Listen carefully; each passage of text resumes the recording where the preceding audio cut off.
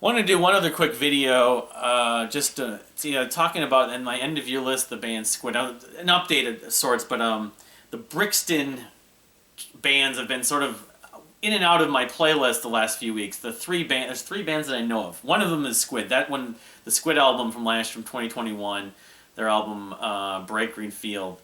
Love that. It's sort of art punk, progressive punk, progressive art rock, post-punk kind of thing. It's a new sort of post-punk revival.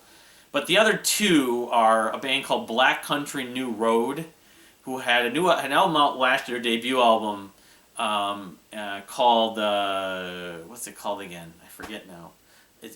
I mentioned it in a video, but then they have another album coming out now, like a month from yesterday, February 4th, I think it is.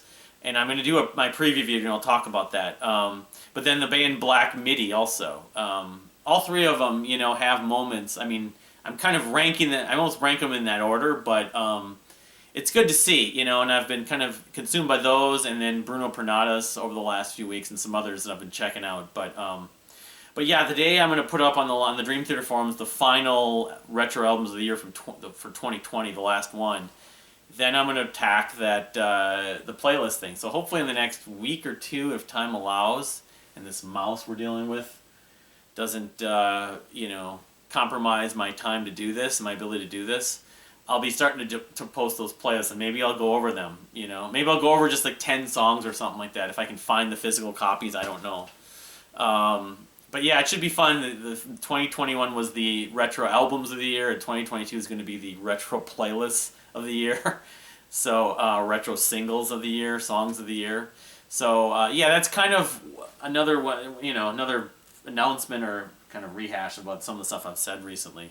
Why I can't think of the name of that. The Black Country New Road album, the debut album that just came out. But yeah, they're great. It's like chamber post rock of sorts, but with vocals and stuff like that. But maybe when I kind of get around to consuming and even get physical copies of Black Country New Road and Squid and maybe even Black Midi, because Black Midi's of the three I'm the least